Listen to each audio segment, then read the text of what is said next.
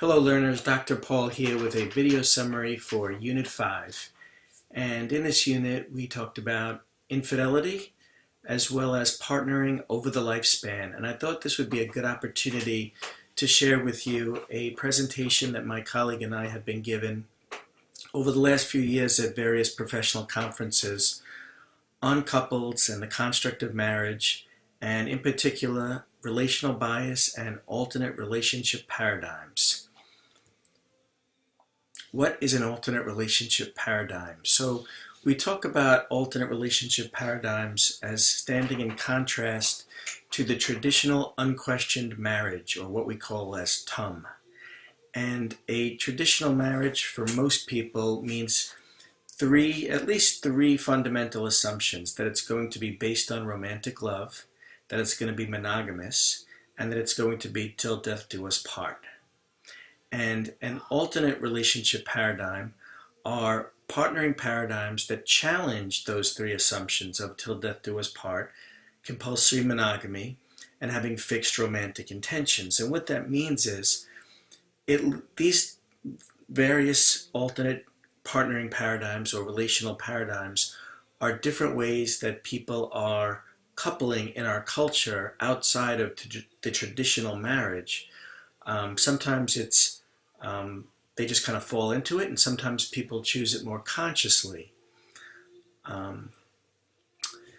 So these ideas that my colleague and I present around the country are born out of the Couples on the Brink project, which I think I've mentioned to you a few times in this course. And what we've learned in 12 years of doing that project is that when people come to the brink in their relationship, where at least one person is considering ending the relationship, we hear things like, "I'm in love with you, I love you, but I'm not in love with you." Or that they had an affair, one of them had, or both had affairs. And we oftentimes hear the words, "I'm done." And these are the same three assumptions that we just talked about in terms of the traditional unquestioned marriage, that most people go into marriage with "I love you, and I'm always going to love you," and monogamy, and it's going to be forever. And it's these same three things that people are challenged by when their relationship hits a wall and they're contemplating splitting up or not being together anymore. As a side note, I think it's important to note that when people are in distressed romantic relationships or distressed marriages or long-term relationships, it's very easy for them to appear pathological. And the other point is that when couples are in crisis, it is an entry point to question them about partnering, and to partner, if they're going to stay together, more consciously choosing things like love and monogamy until death do us part, rather than them being more implicit and implied. MFTs are no strangers to shifts in paradigms. The field was founded on a huge paradigm shift from individual pathology to a more systemic understanding of mental health phenomena. There was a time in the 60s and 70s where the feminist movement made it a requirement for therapists to be more gender sensitive and gender aware, and to question patriarchal norms in the couples and families that we saw. That was not always the case. In the 80s, there was a strong move to consider culture and diversity and ethnicity and how they impact the therapeutic relationship. And now we have continuing education classes, we have graduate classes in our programs that weave in culture and diversity, and we're expected to be culturally competent practitioners. You also hear a lot about social justice and marginalized populations. Well, this last one, alternate relationship paradigms, that challenges us to question the partnering paradigm of the traditional unquestioned marriage, especially with the couples and individuals that we work with in our practice. And so if we're aware of other ways that people can partner that aren't necessarily based on the same assumptions, so for example, a contract marriage, that people decide we're going to be together for 5 years and then reevaluate, something that is very common outside of the heterosexual community, um, or people that are getting married for other than romantic reasons that maybe have more to do with finances or economics. Um, and then certainly people that are questioning monogamy and whether or not, as human beings, given the fact that when you stayed married, when you lived till about 35 or 40 years old, which 100 years ago that was the life expectancy, then till death do us part maybe meant you were going to be married for 15 or 20 years. Well, now people are living till 90 and 100, and we're still asking people to stay together till death do us part. And we have to begin to question, has the institution of marriage stayed stable in such a way that it hasn't really grown with who we are as a culture? Life expectancy being one of those factors. So we hear a lot of mixed and conflicting messages about marriage in our culture. Marriage is sacred, but anyone that's of age can get married. Marriage is forever, but it's very easy to get a divorce. Commitment is forever. Well, commitment ends with divorce.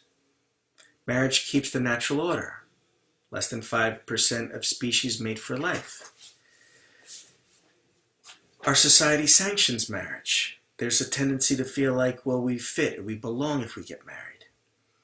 And then there's a lot of people that aren't getting married, if you look at recent statistics and studies of people in their 20s and 30s. So there's a lot of mixed and conflicting messages that we receive around marriage. And I think as therapists, it's important for us to keep in mind that we are in a culture with a lot of mixed messages around marriage. We have this one slide with this really great diagram, and you might have to zoom in on this if you're able to, but it basically outlines the varieties of relationships that people can potentially have in their culture and in our culture, and that they do exist. And certainly with the proliferation of technology and the internet, the world is becoming a much smaller place, and we're learning that people are living in alternate relationship paradigms in our towns and in our neighborhoods. But we don't always know it, and they're not always outside the closet, so to speak. And probably some of you, if you think about some of the relationships of people you know, do you know any people that are lats, for example, L-A-T, living apart but together?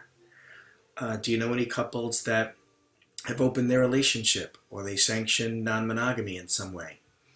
So there's lots of various ways that couples are partnering in different ways, or people that are staying married to one person for financial reasons or benefits, but they engage in relationships with other people, or people that have married the same person more than once. So lots of things to consider. We talk about emerging terms and definitions in this presentation in terms of how do we challenge or become more aware of various relational orientations, which describe the way a person is inclined toward different types of monogamous, polyamorous, and open relationships, right? So relational orientation is sort of a generic term for what is your partnering paradigm? Is it the traditional unquestioned marriage, as I mentioned, or is it one of these others? Monogamous privilege, this idea that monogamy is built into our idea and institution of marriage, but how many relationships break up because of infidelity? And so we do have to begin to question, are there other discourses about marriage that could be more empowering to us as a culture, so we don't have to view marriage in such definitive terms that are like so black and white. So staying together, married until the funeral home is a success. Well, how many of you know people that are in marriages that are horrifically abusive or oppressive in some way? But our culture says if you make it to the funeral home, it's a success. Versus people who transition out of their marriage and can be wonderful parents and great friends. And so there's a tendency to kind of privilege this sort of one person, monogamous, till death do us part. And a monogamous privilege speaks to that assumption that's built into our culture. Mononormativity, again, the idea that monogamy is what's normal. And compulsory monogamy, again, built into the fabric of long-term relationships in our culture. and yet the statistics of people that live outside of mononormativity, for example, uh, are great. So these are some ideas that I wanted to share with you, and I like to share with this class. Um, and this is a good unit to do it because it is talking about partnering over the lifespan as well as infidelity.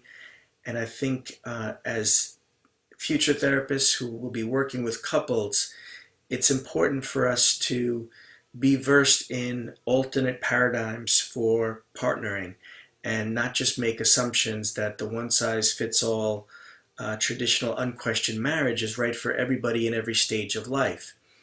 And the last point is you want to pose these conversations, not impose them, right? So we don't want to necessarily impose that traditional marriage is a bad thing, or it's not something that everybody should be going for something alternative necessarily.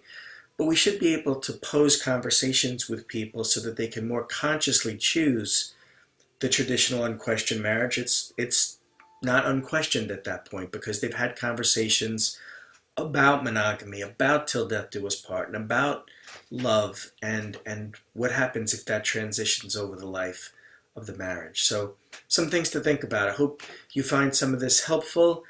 You might just reply that you were able to view the video and maybe one thing that I've been talking about that it sparked in you or an additional follow-up question. Okay, see you soon.